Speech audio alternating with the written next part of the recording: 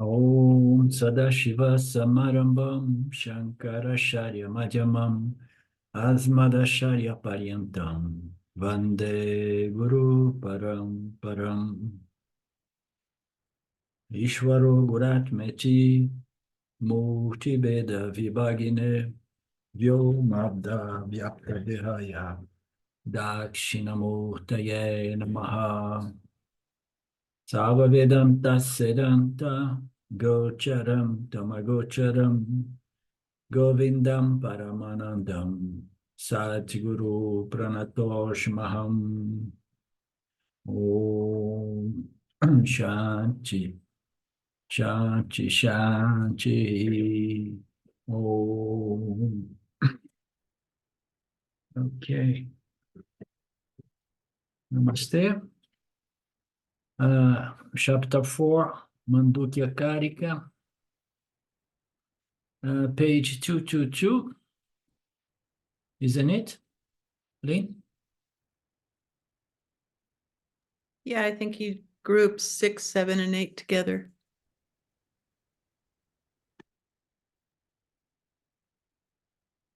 Yeah.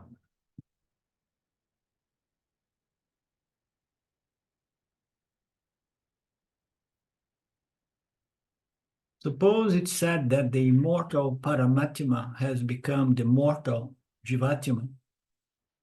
The immortal Paramatma has become the mortal Jivatma. This is a concept that you find in the spiritual marketplace as well. Brahman became Jivatma. The immortal became the mortal. The infinite became the finite, and so on. The limitless became the limited. So suppose that has taken place at the time of creation, and the mortal Jivatma does varieties of sadhanas, and one day becomes immortal, the immortal Paramatma. So does that make sense? Of course not. So as we know, the body-mind-sense complex intrinsically, as the body-mind-sense complex itself intrinsically is limited and mortal. It's bound by time. Will never become immortal. So Jivatma is Paramatma, but as the Atma, as we know. But if that would be possible, immortality would be only temporary. Why? Because Jivatma was first mortal and then becomes immortal because it gained immortality. Anything that is gained is gaining time, and then it's going to be lost. Thus, immortal cannot become mortal, and mortal cannot become immortal. We have established that, I believe. Our true fundamental nature as the Atma is immortal, period. But people believe these concepts, and then they believe that they came out of Brahman, and they have to go back to Brahman. Or that Brahman is somewhere in Brahmaloka, and I have to reach Brahmaloka. But even if you reach Brahmaloka, you're going to have to come down. This fall will happen again, because anything that can be accomplished, gained, achieved, it's going to be lost, as we know. Nothing remains the same as far as the phenomenal world. This is all due to ignorance, that we mistake ourselves to be the mortal Jivatmas. All we have to do is to drop this mistaken notion. It is also wrong to think that dropping this mistaken notion will make me immortal. No, it's another twist to it. Okay, and then now I have to somehow remove this ignorance, and then I will become immortal. No, the mortal does not become immortal. The immortal cannot become mortal. Sati and Mitya, they have intrinsic different natures when you look at Mitya as it is. Of course, the true fundamental absolute nature of Mitya is Satya. But when we look at Mitya, standing Mitya, we see that the nature of Mitya is time and change, mortality, beginning, middle, and end. So nothing that can be gained within the scope of Mitya will be eternal. And then, okay, and then it's just a question of a concept. I have to understand that I don't need to do anything to gain that, and by dropping it, and then I'm going to gain that. Now the mind has all these tricks. No. All one has to do is to drop the wrong notion. I am the body, mind, sense complex, and claim with certainty that I am limitless, infinite consciousness, Brahman. Just as the child sleeping in the lap of the mother dreams that he has gone away from the mother and screams, but upon awaking, he realized that he was never away from his mother at all. So we are never away from our intrinsic nature. We can never move away from our intrinsic nature, which is the Atma, which is Ananda, which is Satchitananda. We can never move away from that, without which I do not exist to begin with. Verse number 9, Prakriti is to be known as that which does not give up itself, which is permanently accomplished, inherent, inborn, and uncreated. The same concept. So Prakriti here is the fundamental nature. Para Prakriti should be said like in the Gita, Para Prakriti and Apara Prakriti. Apara Prakriti or Prakriti is the fundamental. It's Maya, Prakriti of Maya is the most subtle. The substrate of Maya is Apara Prakriti. Para Prakriti is the absolute Prakriti, or in other words, it is consciousness of Brahman. So Para Prakriti, which is the intrinsic nature of this apparent reality, is to be known.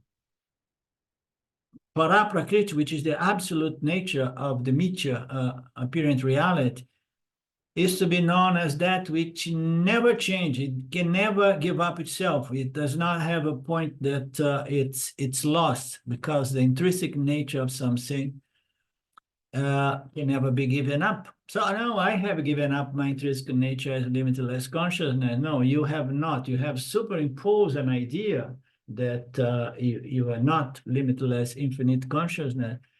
And then you are suffering that kind of notion. And all we need to do is to give up that notion and claim our real, true nature. Vedanta is all about establishing our real nature / identity. So intrinsic nature as consciousness, as Satchitananda, Turiya, is something that we can work hard to get rid of it, but we can't.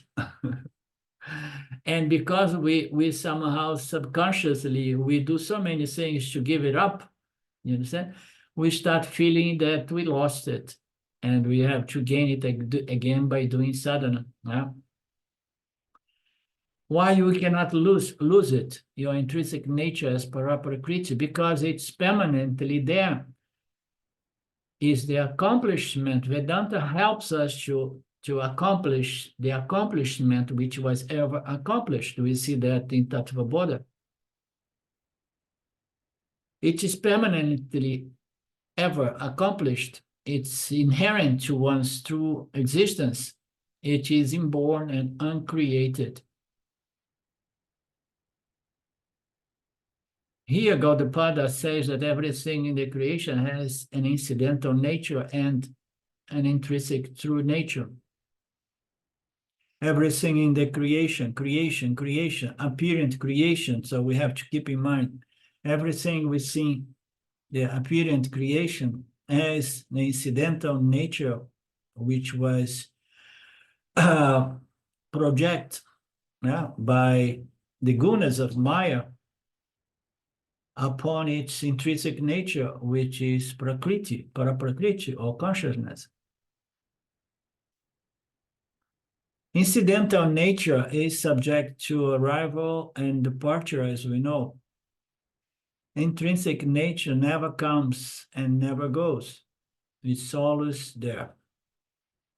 Fire is intrinsically hot, but water heated by the fire becomes hot. The hotness of the water is incidental. Yeah? It's not the true intrinsic inherent nature of the water. Actually, the water's nature is fluidity and freshness. Fire is intrinsically hot, but water is just incidentally hot. Gaudapada says that the intrinsic nature of anything can never be lost. Why we are looking for the Atma, if Atma is our intrinsic nature, isn't it? Thanks God we don't search for it. We are not trying to find it. We are just trying to remove those notions, those persistent notions that are preventing me from claiming my true intrinsic nature, that which is with me all the time, but I'm still in negation about that. We hear about negation, negation. Oh, you are in negation. Everybody, all humanity is in negation. Negation of what? Of one's true intrinsic nature. This is the ultimate negation.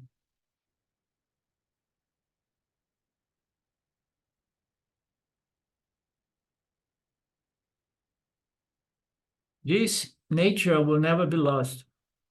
So every Jivatma is already ever liberated because its liberation is one nature. Now, moksha means liberation. Liberation means independence. So the Atma of every living creature is already free and independent from anything that happens, anything that is experienced through that body-mind-sense complex. Only the human jivas can realize that. Every Jivatma is naturally free and independent as consciousness.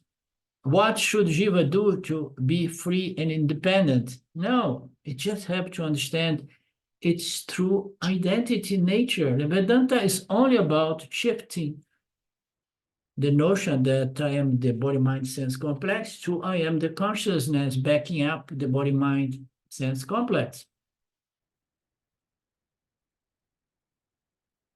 If moksha is not Jiva's nature, the Jiva will never get it. And even if the Jiva gets it, it will be lost. Anything that we gain in Mithya is lost in Mithya, isn't it? We gain a body when we are born and we lose it in the end, the body, physical body.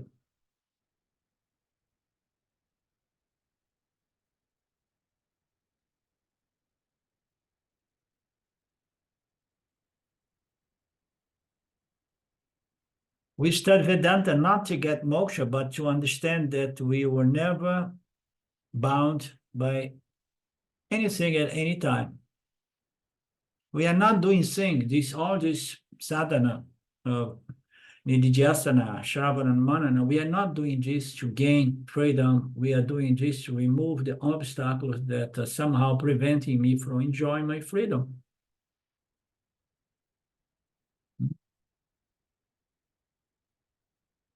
We have the notion that we are sadhakas. We are doing sadhanas. We are doing things for what? To get freedom. I want to get moksha. I did not get moksha. Am I going to get moksha this lifetime? Oh, so like you, you got moksha, who has not got motion? No moksha, no? Everybody is free as one's true nature. So the body mind is just a superimposition. It's just names, forms. We have the notion that we are sadhaks, so we do sadhanas regularly. And we go to the guru and we ask, please bless me with self-knowledge and moksha. And in this verse, the guru is not going to do anything because, likewise, we see that example in the Tattva Buddha, I believe. If there is a devote that goes to God and say, please, please, please give me a hand over my shoulders, give me a hand over the shoulders. And then comes a time that Bhagavan shows up and says, so ask me something reasonable. How so? I want a head over my shoulder. You have already this head. Now I can flatten it. I can make it very slim and long, but I cannot give you that which is your intrinsic nature, freedom, moksha. Shankaracharya gives 4 examples for Prakriti. He says, 1, Prakriti is similar to the supernatural powers of Siddha Purushas that they are born with. So he said that Prakriti is something similar to some yogis with some Siddhi powers. And by the way, they were born with that. They did not accomplish, they did not gain, they were born with certain powers. That is the intrinsic apparent nature of that body-mind sense complex. He's giving examples from where we can understand. Another example, he says, Prakriti is like the intrinsic nature of some object, like the heat of the fire. No? Number 2, objects, they have the intrinsic nature. They are all intrinsic relative natures because the absolute intrinsic nature of every object is what? Is Brahman, Satchitananda, consciousness. These are all analogies, metaphor. Prakriti is like certain faculties of some beings that are present from birth itself, like the flying power of a bird. So the fish, he only knows how to swim, he cannot walk. So the bird can only fly. So certain jivas, they are born with some intrinsic apparent natures or body, mind, sense, complex natures, such as intrinsic nature of the bird is to fly, the intrinsic nature of a fish is to swim. And then number 4, he says, Prakriti is like the natural tendencies of certain objects, like water naturally find its level and flowing from the higher to the lower level. So he is giving examples of Prakriti as intrinsic natures of things. So those examples, they are pointing to intrinsic natures of things within Mithya, because then the examples are more tangible, they are more concrete, and then we can understand more the intrinsic nature. But fundamentally, the intrinsic nature of all these examples given, is Brahman, is Satchitananda, is existence, consciousness of non-dual nature. These are all called the intrinsic nature of things and that nature will never be lost at any time. So he's giving these relative intrinsic natures to point out to illustrate the fact that intrinsic nature can never be lost. Water is never going to go uphill. It's always go downhill. And so on. Having defined this, Gaudapada says that every Jiva Atma has certain intrinsic nature. And what is the intrinsic nature of the Jiva Atma? And then someone reading at these examples, and he said, oh, I'm an artist. An artist. To be an artist is my swadharma, is my intrinsic nature. So when it comes to the absolute intrinsic nature, So that is relevant only in regards to the Jivatma, human Jiva. You cannot tell water, say, hey, your intrinsic nature is not just flowing from the higher to the lower, and find the level. No, your intrinsic nature is Brahman. What the water is going to do with that? No. So to the Jiva Atmas, we need to present the fact that the intrinsic nature of the Jiva Atma is not once Swadharma. No? The absolute intrinsic nature of Jiva Atma is Satchitananda. Therefore, fullness, happiness, peace, and freedom and independence are the intrinsic nature of all of us, of all human beings, in fact, of all creatures. But it is relevant, this knowledge, only for the sake of Jivatma. Only Jivatmas have identified with their appearance nature. Every other creature, they are just following their program. They don't have any problem. They don't have a sense of incompletion, of smallness, of limitation. They don't have psychological problems. They just fight for survival and preservation of their own species. So the intrinsic nature of Jivatma is Satchitananda, is freedom. Swami Dayananda says beautifully that we never try to remove the happiness when we are happy, because happiness is our nature state, is our nature. On the other hand, as we know, every time we are suffering, we start trying to do something to remove that which is not natural to my true nature.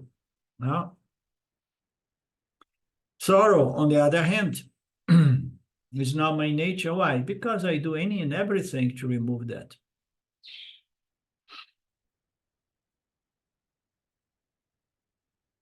The very fact that we try to remove sorrow indicates that it's not our intrinsic nature.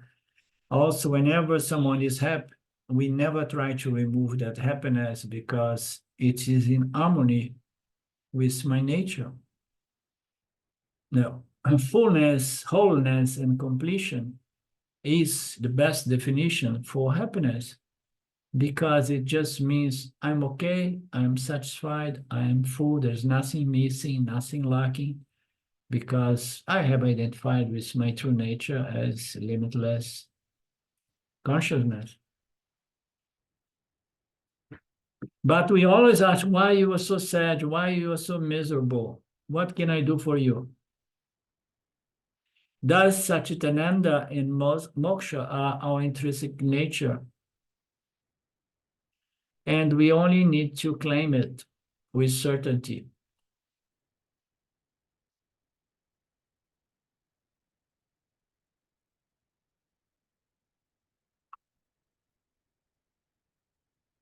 So what prevents us from fully claiming it?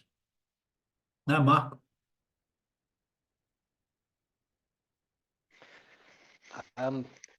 These vasanas, habitual energy, which carried from lifetime to lifetime, the belief that we're this person, this body-mind complex. Yeah.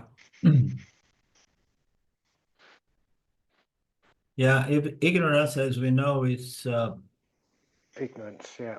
It's very persistent, it's hardwired, and there is no other way but kill it. No? We need to kill ignorance. We are not going to produce our freedom, but we need to kill ignorance, destroy ignorance. How so? With knowledge. Knowledge is the only way we can win this battle. No?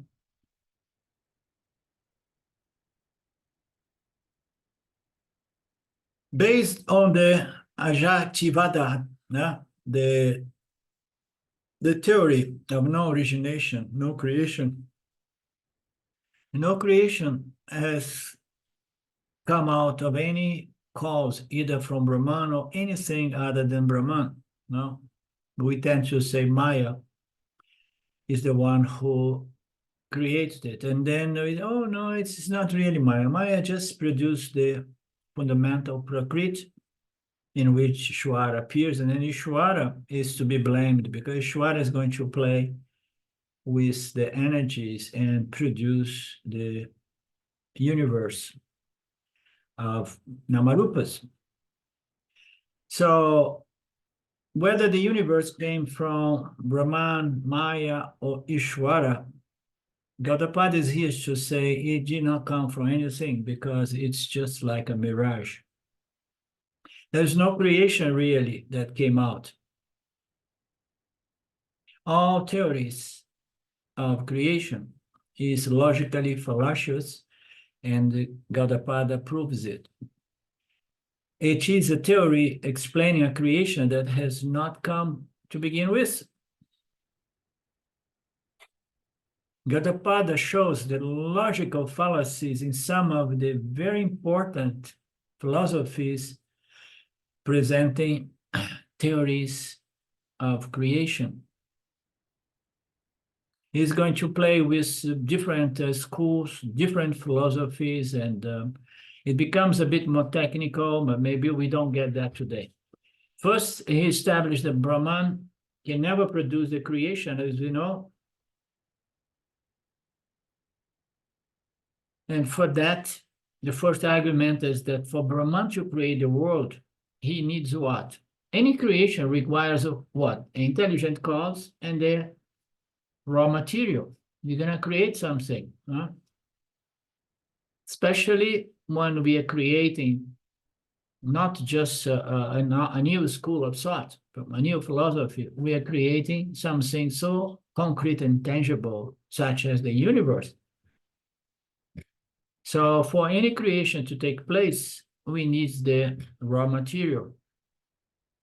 And the problem is the contradiction, the fallacy is that all Upanishad says the Brahman is the only reality, is the only thing, is one without nothing. There is no inclusion within Brahman.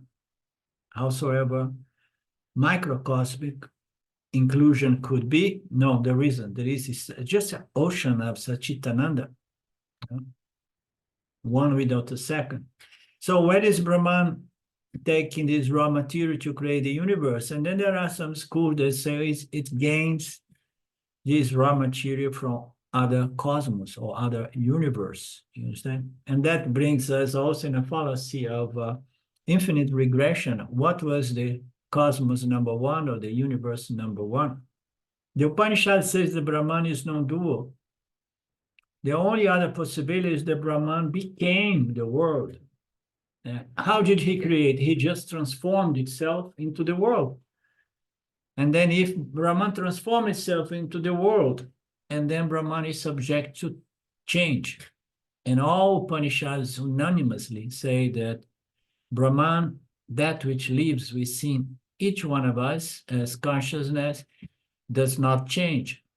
And we can verify that in our observing our very day-to-day experience of life. There is something about us that does not change, is the conscious witnessing principle, which is there just capturing change, because we need some unchanging principle in order to talk about that which changing.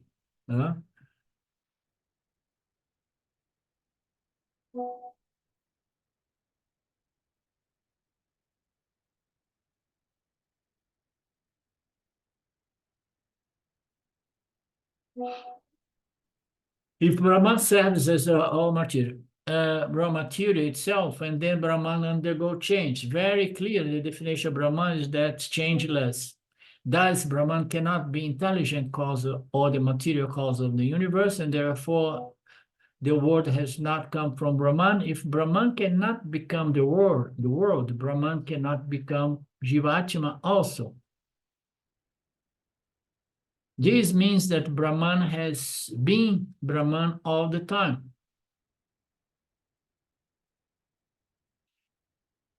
Jivatma is integral part of this Jagata world, Mithya world.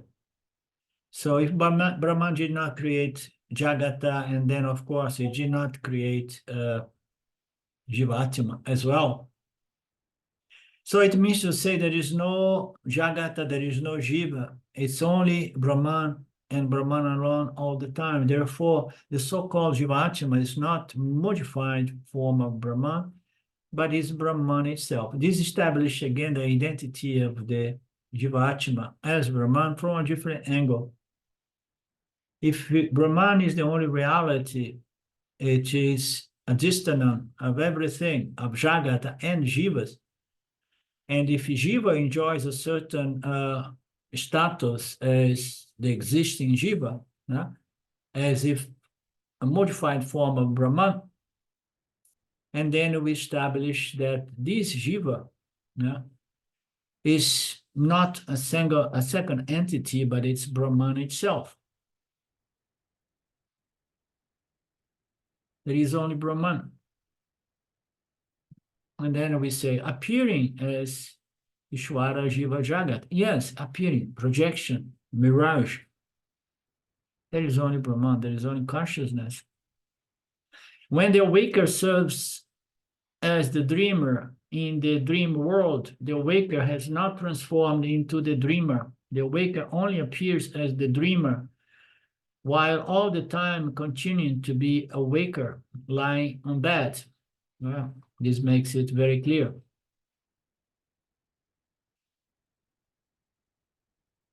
Has the awaker become the dreamer? No. Somehow there is a projection. Another entity comes out of the awaker, but the awaker did not transform itself into the dreamer, because the awaker in this analogy represents what? Satya, reality, and the dreamer, mithya. No? Likewise, we are not the dreamer. Likewise, we are not the Vishwa either, because I am Paramatma. I'm not Jivatma. I'm not Vishwa. No. The Vishwa seems to be the only reality, whereas the dreamer seems to be a superimposition on my Jiva. But when I further examine in the light of the teaching of the Upanishads, I see that even the Jiva is not really my true nature, it's not my Satya nature. Yeah? Is the Atma of the Jiva is my Satya nature. Meaning to say, I'm not a Jiva, I am Paramatma, or I am the Atma, or better said, the Atma of this apparent Jiva is the same Atma of the absolute Paramatma. I am the adhistanam of this Jivatma. If we do not claim this clearly and firmly as a fact, what is the problem? And then the next verse is going to address the problem of not properly claiming this. All jivas are totally free from old age and death by nature, attributing old age and death, superimposing old age and death no jiva. They fall because of that notion. Okay, let me play with the word. All jivatmas are totally free from old age and death by nature. All jivatmas. Attributing old age and death to jivatma is going to make them to fall into time and space and be subject to death.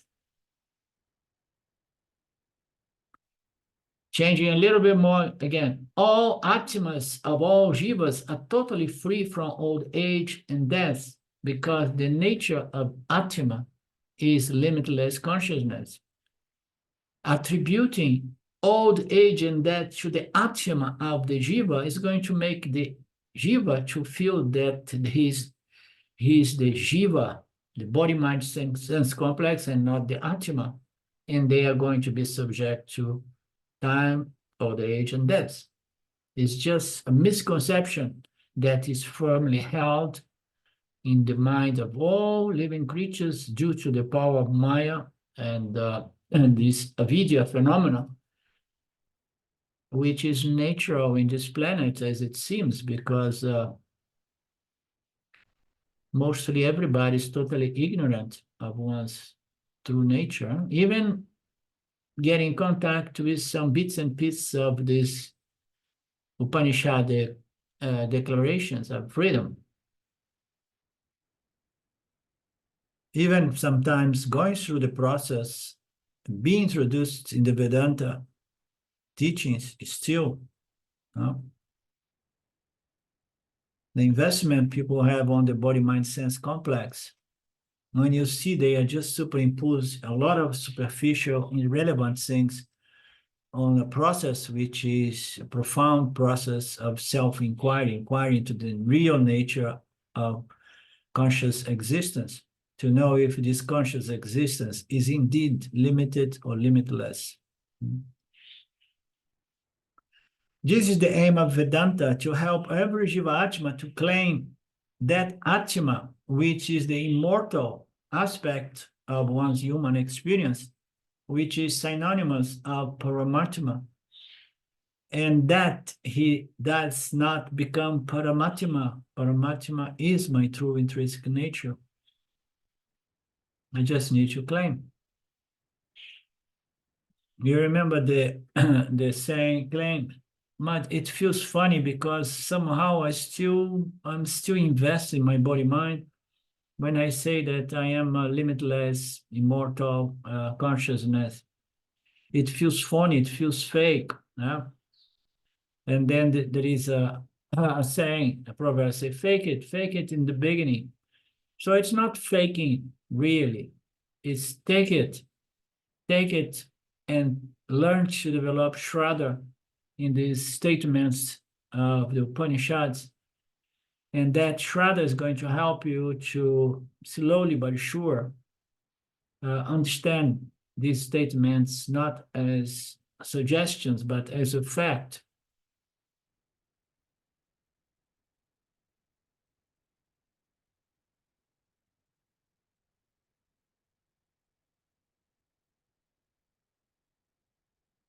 Every Jivatma is free from old age. Every Atma, let's say, every Atma Jiva, every Atma Jiva is free from old age, you know.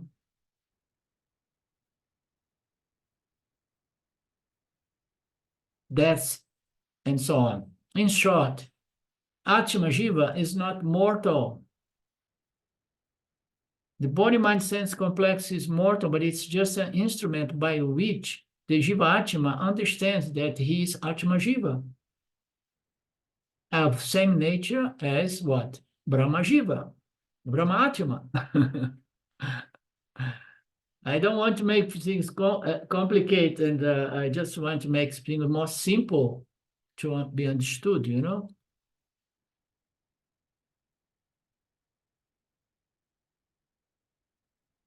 Mortality is not a fact, but for the Atma Jiva, it's just a notion in the mind of the Jiva, attributing mortality to oneself. The very notion of mortality, all here is denial, yeah? Negation, denial. I was saying negation before. I was trying to remember this word denial. You are in denial, yeah? You are not owning your psychological things and blah, blah, blah. So the ultimate denial is to deny your true nature, you know?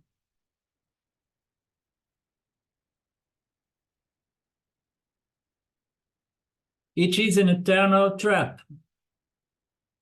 I take myself as Jiva-Atma rather than Atma Jiva. Once I accept the origination of this Jiva-Atma, I was created, I was beginning, in a date, in time, in a place. So, and then I'm trapped. Once I accept that, I will have to accept that I was born and I will die. And I will understand that there is a creator, thanks God. I did not throw Ishwara, the creator, you know, of the window.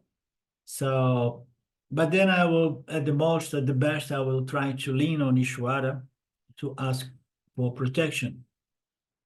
Thus, I have fallen into Jiva, Jagata, Ishvara triangular format, which is great because 99% of humanity does not even get that far. Falling into samsara is falling into triangular format, but there are, samsara, samsaras. There are different levels of samsara, and the spiritual religious samsara is the best samsara there is. So as a good spiritual religious samsara, I feel sad and miserable. Very often I face problems from the world, and I take them to be real. Every problem I have to rush to Ishvara to ask for protection. And this goes on endlessly. I will never get out of this process, because if I complain to Ishvara that the world is giving me problems, what will be the answer of Ishvara?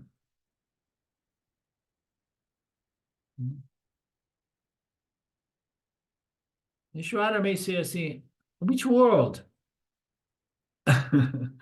No, the world is giving me a lot of papa. I'm dealing with a lot of papa karma here, and I'm getting it from you, Ishvara. I'm complaining to you. I want punya, and all my prayers is give me punya, give me punya. So people complain to Ishvara all the time.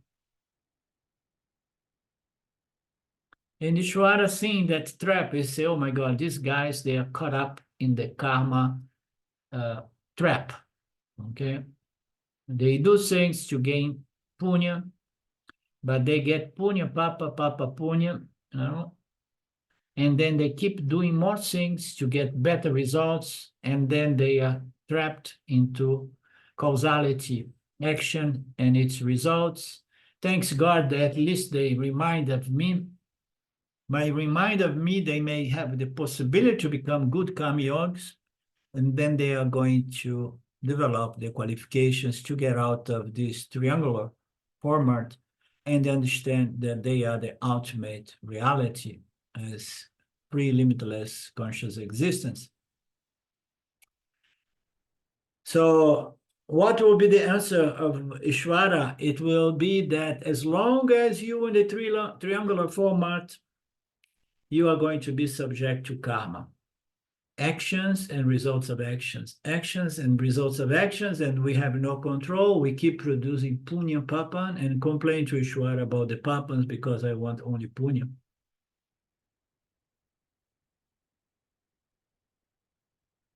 Karma is the most determining factor here. Your actions, your understanding. I'm just a system.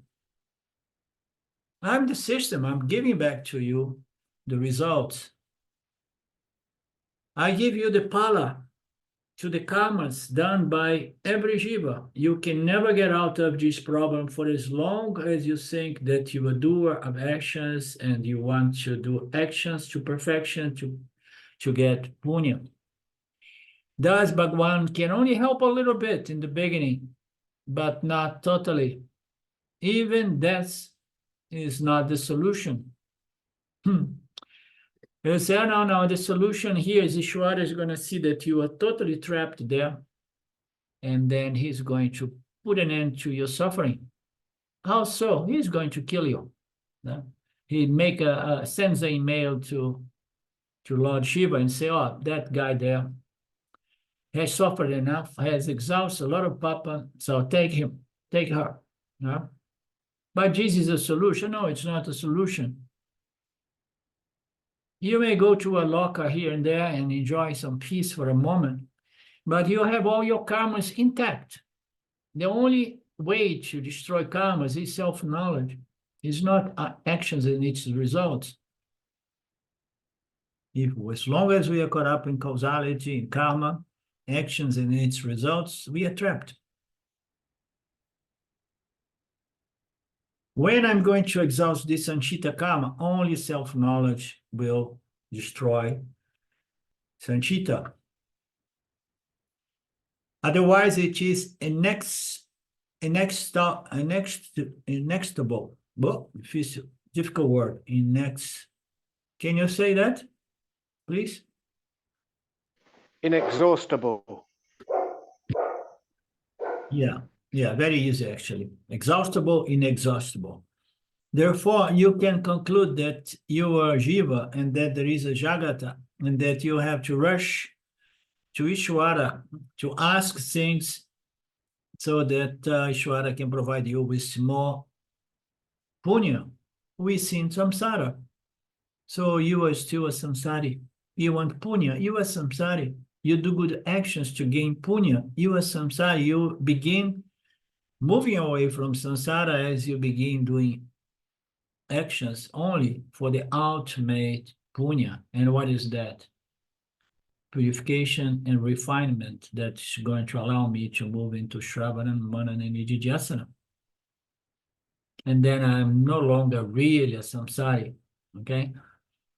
I'm not concerned about comfort and good results. I'm concerned in growing up until I understand my true nature. And then I live from the perspective, I am Satya, everything is Mithya. Therefore, question the fundamental. Instead of assuming that I am the Jiva Atma, I should question, am I really the Jiva Atma or the Atma Jiva? We never conduct this kind of profound self-inquiry. We want to investigate about anything in Mithya. But if we do this inquiry in the light of the teachings of the Upanishads, we find that the world has never been created, that I was never created, that what then has been there all the time, only I myself, conscious existence of non-dual nature. Brahman, and where is that blessed Brahman? I am that Brahman. And where are you located? There is no location for me because there is no space-time in Satya. My true nature is not subject to space-time. I am the substratum upon which this mirage was projected. This is the waking up from dream number 2. The number 1 we saw, the awaker is reality and the dreamer is Mithya. Now we have to wake up from the awaker because the awaker is only reality in analogy or in comparison with the dreamer. But upon investigation, we see that the awaker as well is a Mithya entity. Okay, and what is my Satya entity? The Atma, the limitless, infinite nature of the Atma. First, I wake up from the dream, number 1, and now I wake up from the dream, number 2. I have to wake up to my higher true nature. I'm neither Vishwa, I'm not Taijasa, I'm not Pranya. I'm Turiya, thus Brahma, Karana Vada, or Dvaita Vada has been negated from the 6th verse until the 10th verse. Okay. From hereafter, Gaudapadacharya takes up Sankhya Yoga teaching in 3 verses. This is the part that begins, becomes a little bit more technical, analyzing, but it just goes, it does not go even to half of the 4th chapter. It's just a small section of the cause, the verse, he compiles, from now on, he compiles the verse so that they are a little bit like difficult to understand, and compiling them, the subsequent verse explains a little bit, or makes the previous verse a little bit more clear. He's going to begin grouping them. Verse 11 to 13, the cause is born for him for whom the cause is identical with the effect. How can an originating entity be unborn? And how can that changing entity be eternal?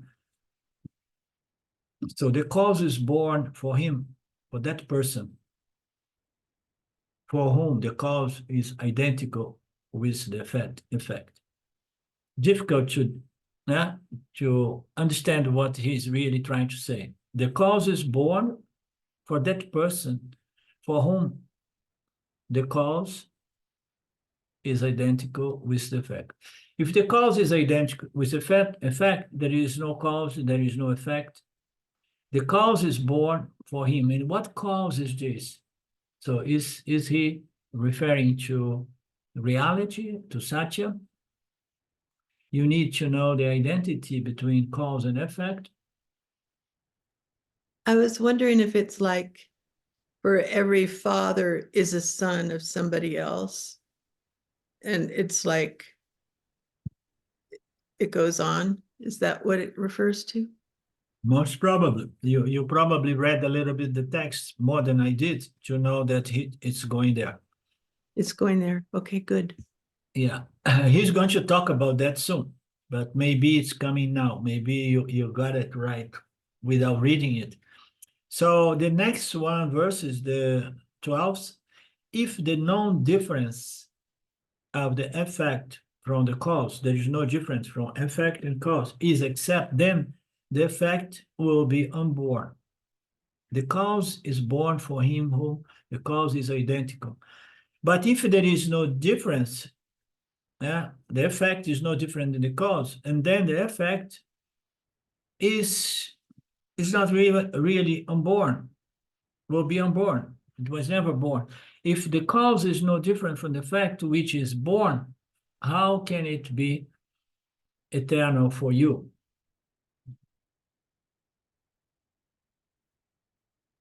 The last one, and there is no example for that person for whom an effect is born out of an unborn cause. There will be an infinite regress in the acceptance of an effect which is born out of a cause which is born.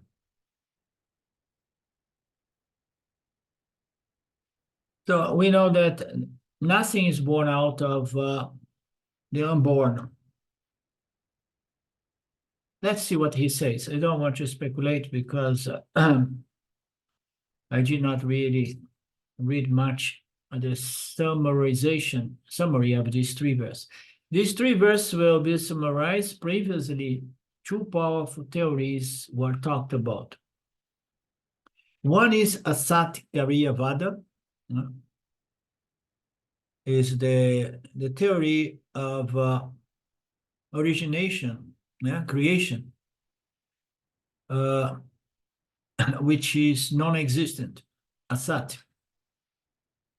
That is from the school of thought called Nyaya, Vaisheshika. And other is Sat Karyavada from Shankya Yoga, which is similar to Vedanta. Sat and the Sat, existence and non-existence. The universe comes out of non-existence. The universe comes out of existence. Between these two, Asat Karyavada is the weaker theory because it says that something exists out of non-existent. That one is easy to destroy, how you say? To prove its weakness or flaws. Gaudapada does not discuss the Asat Karyavada because it's too weak and for consideration, of course, you cannot bring existence from non-existent. But we should understand how Asat Karyavada is a wrong theory. Swami does not let anything go by. He just wants to make sure that we understanding all the implications as well. Asat Karyavada, when a bundle is created out of gold, Is the bundle non-existent, born, or it is an existence bundle that was born or created? Existent bundle need not be created because he was already existing. Therefore, a goldsmith must be creating a non-existent bundle, one would say. If it was existent, it was no need for being created. So it most probably it was non-existent. So therefore, a goldsmith must be create a non-existent bundle alone from the existent gold. So now we have existent gold, and then we have a non-existent bundle. A non-existent bundle originates from the existent gold. That's easy to follow. A non-existent bundle originates from existent gold. In this theory, what is the logical fallacy? We say that there are Shruti Viroda and Yukti Viroda in every and even language Viroda.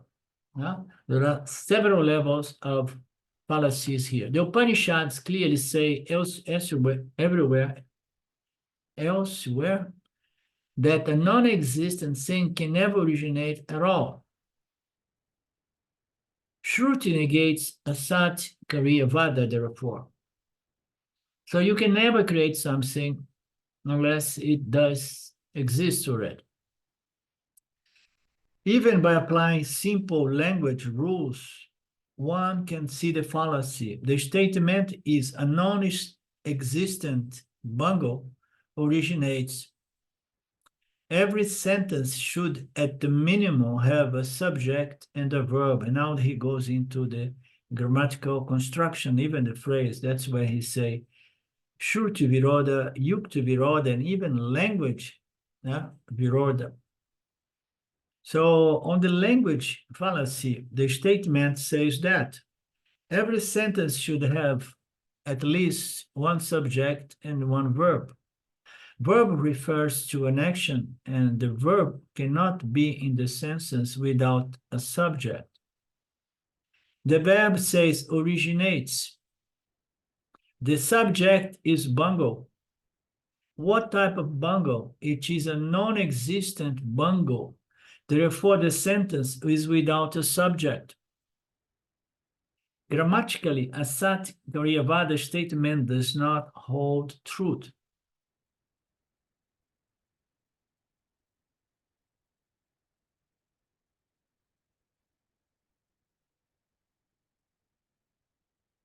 Did you follow it?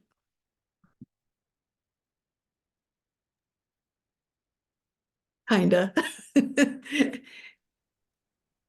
He's just saying that if you don't have an actual object as a subject, you can't have a verb work on it. Yeah. Yeah. The bungle is the byproduct, origination or creation, is the action, but who is doing that? Who is producing that? Well, we hear the scriptures say that Brahman is doing that. But here, it says that, okay, therefore the sentence grammatically is wrong. The third objection, now he already went through the first objection. See? Yeah. The subject is not there. There is a verb, which refers to action. The verb cannot be there with some subject who did the action. The verb originates, but without the subject. The subject is present as an object, the bungle. How can the bungle originate itself? Well, that's the third objection is pratyaska viroda. Suppose a person says a non-existent bungle newly comes to existence out of existent gold. After the goldsmith creates the bungle, there are now two things. Previously, existent gold was there. Thereafter, a new bungle was originated. What is the new bungle? Non-existent bungle came into existence. Now there is an existent bungle according to Asat Karyavadi. They say now there is an existent bungle, which was not there before. Before there was only gold, now there is a bungle. Previously, the gold was there. Now, in addition to the gold, we have the bungle. Non-existent bungle has come to become existing bungle upon gold. Now, there must be two things. What are they? Gold, the existent gold, and the existent bungle, which has newly come into existence. When there are two things, what should be the combined weight? There are two things. There should be increased weight. So now let's get the gold and weight it before the appearance or existence or creation, origination of the bungle, and see if the weight is higher. When the bungle is made, the weight does not increase, but only decrease. So one can never talk about origination of non-existent entity as a new entity. So according to the law of conservation of energy and matter, nothing new can be created. So the Asat Karyavada is fallacious. Thus, Asat Karyavada is refuted by the Sankhya Yoga Vada. Good, huh? For sharpening our intellect, just to follow these logics, goes into physics and the law of conservation and so on. A lot to think about that, huh? Very philosophical, though. Very subtle. Okie dokie. We carry on tomorrow at the same time as usual. Okie dokie. Okie dokie. Okie dokie. Om Purnamada Purnamidam Purnamudachyate Purnasya Purnamadaya Purnameva Vashishate. Om Shanti Shanti Shanti Om. Namaste. Okay, thanks, Alindo. See you Thank Thank tomorrow. you. Thank you.